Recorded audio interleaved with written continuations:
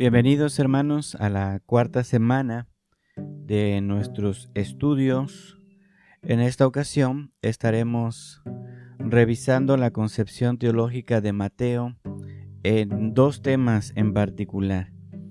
Ya ustedes a través de las lecturas habrán podido leer aspectos que tienen que ver con el contexto, el autor y cosas por el estilo.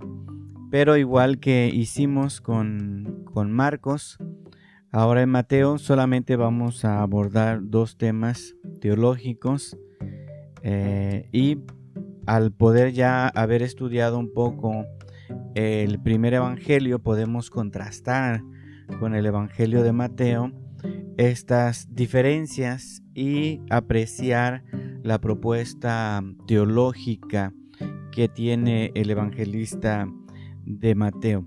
Bueno, a simple vista nosotros podemos ver tres diferencias con el evangelio de Marcos.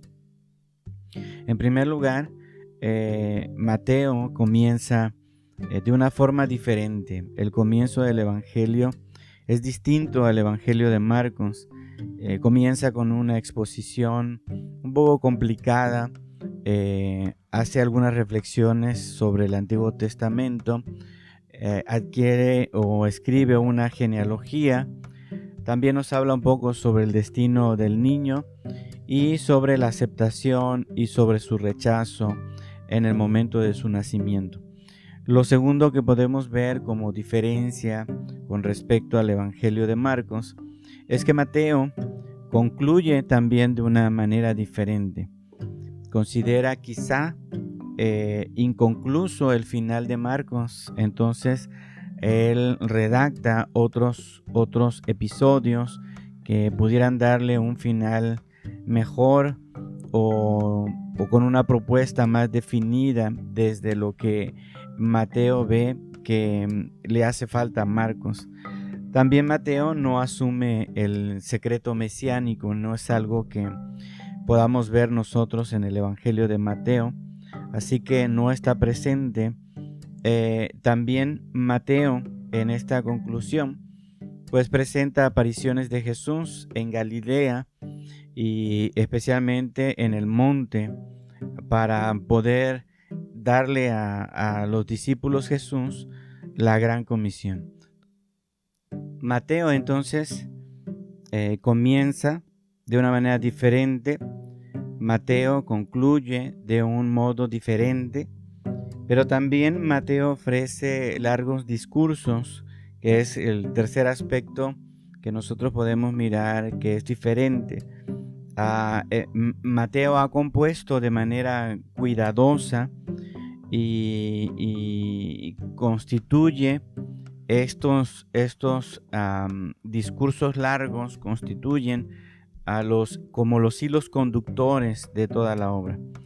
De 5 o 6 discursos que según podamos considerar los capítulos 23 al 25 podrían ser entre 5 y 6 discursos, y también podemos ver que esos discursos podrían ser un modelo en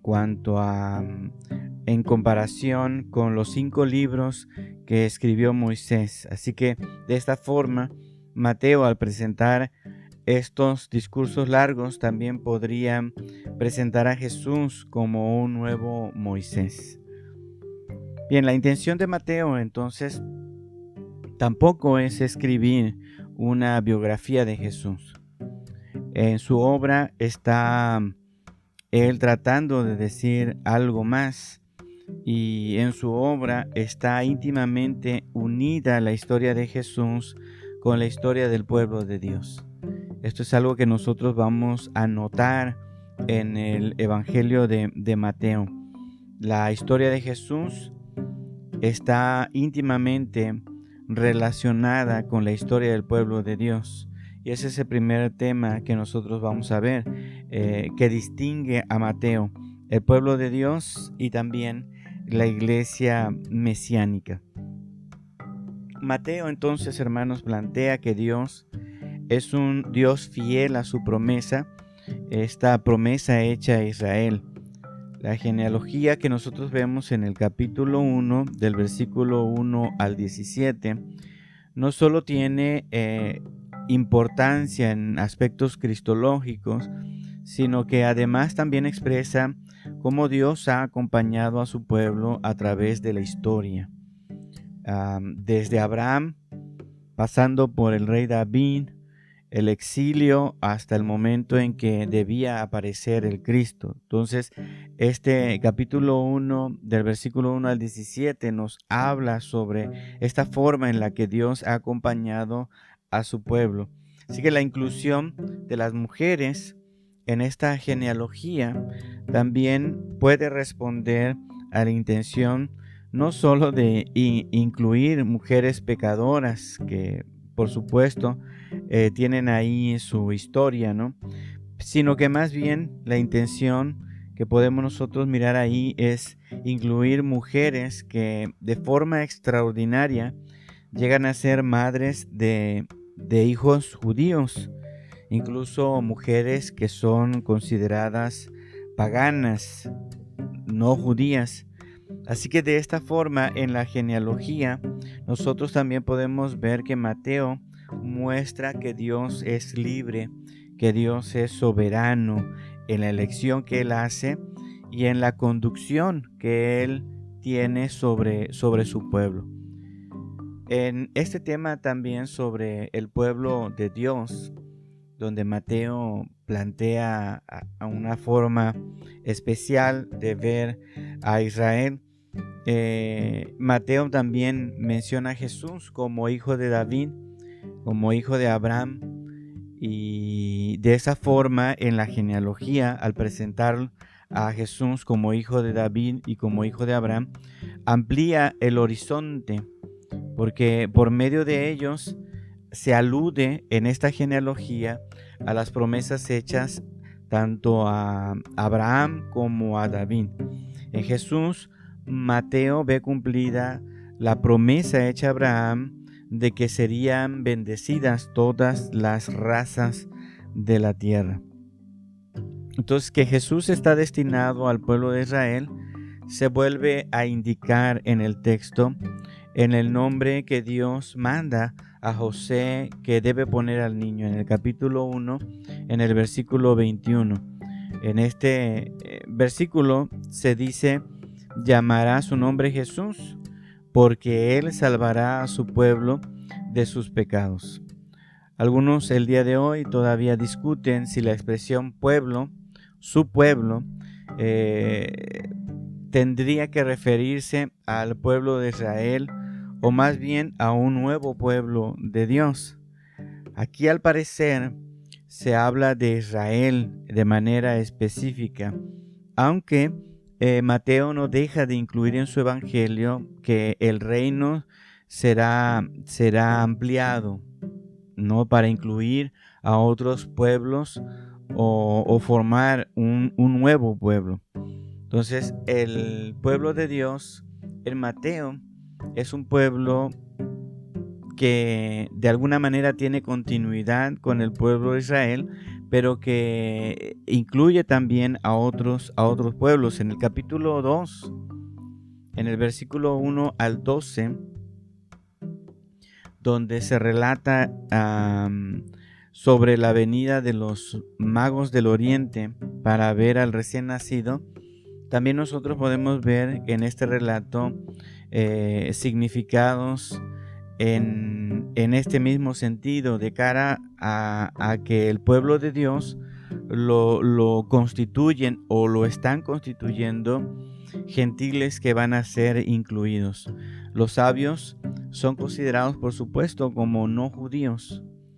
Ellos traen una perspectiva de Jesús, ellos traen una perspectiva del recién nacido, una perspectiva no judía del Mesías. Ellos vienen buscando al rey de los judíos, así lo expresan en el evangelio. Ellos buscan al rey de los judíos cuando la perspectiva del pueblo es hablar del rey de Israel. Ellos tienen una perspectiva diferente el rey de los judíos, y esta expresión no se vuelve a mencionar en el Evangelio, sino pasada la pasión, pasada la crucifixión, donde se puede mirar como un título que hace referencia al rechazo del Mesías. Bien, solo en Mateo se habla de Jesús como aquel que ha sido enviado a las ovejas perdidas de Israel. En el capítulo 15, versículo 24. Y el contexto de este pasaje es el encuentro de Jesús con la mujer cananea. Mateo en este pasaje ha suprimido la expresión que aparece en Marcos, esta expresión que dice: deja que se sacien primero los hijos. Y esto de alguna manera da evidencia de que en Marcos se argumenta desde una perspectiva gentil cristiano, y en Mateo se argumenta desde una perspectiva judeo-cristiana. Estas diferencias que nosotros vemos, sobre todo en este relato, nos indican esto. La metáfora de las ovejas perdidas no debe entenderse en el sentido exclusivo de solo algunas ovejas dentro del pueblo de Israel, sino que todo el pueblo judío, todo el pueblo son ovejas perdidas. El hecho de que en los dos casos en que se cura a personas gentiles, a personas no judías, a la mujer cananea y el centurión en Capernaum, que se producen estas curaciones a larga distancia, porque Jesús no entra en sus casas, nos da esta idea o perspectiva de que Jesús tiene un llamado muy específico al pueblo de Israel. Y aunque los judíos están teniendo prioridad y los gentiles pueden ser parte de el trabajo de Jesús, es exclusivo con las ovejas de Israel. Pareciera que esta dedicación exclusiva de Jesús a Israel pues pudiera contradecir la orden de la misión universal que aparece en el capítulo 28, versículo 19, lo que nosotros conocemos como la Gran Comisión. Y tendríamos que hacernos esta pregunta. Tendría que ver en el texto, tendríamos que notar en el Evangelio de Mateo dos periodos diferentes. Un periodo donde Jesús se dirige únicamente a Israel, y la misión después de la muerte y la resurrección de Jesús dirigida solo a los pueblos gentiles. Estaríamos viendo en el Evangelio estos dos periodos distintos: Jesús enfocado a únicamente Israel, y después de la crucifixión, por el rechazo de los judíos, entonces se amplía para incluir a los pueblos gentiles. Podríamos estar viendo también en Mateo, quizá, que el autor está como dando a notar que en la comunidad hay dos grupos opuestos.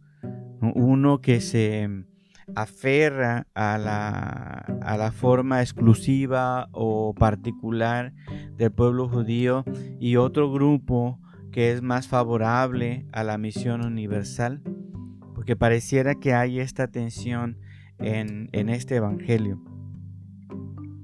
Bueno, las dos perspectivas, la de Israel y la de los pueblos no judíos, no deben excluirse de manera hermética en la perspectiva de Mateo. Al evangelista, hermanos, le interesa presentar a Jesús como el pastor de Israel, y sí hay una dedicación especial. Israel no está descartada después de la muerte y resurrección de Jesús. donde aparece la Gran Comisión.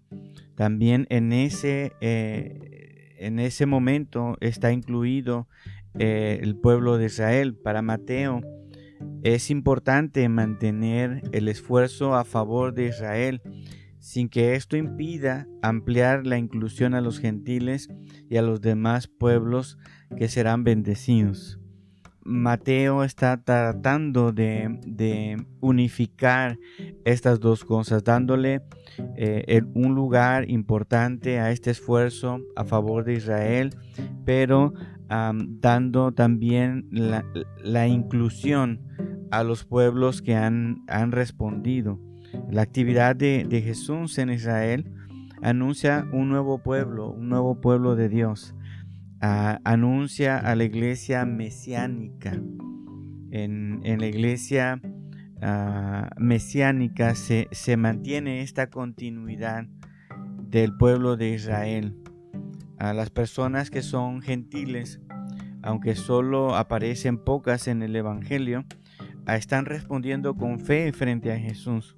Así que Mateo las incluye, e incluso él es el único que desarrolla una concepción eclesiológica y expresamente utiliza la palabra iglesia para esta inclusión. Y en los dos pasajes que hace esto, uno habla de la iglesia en un sentido universal y en otro en un sentido local.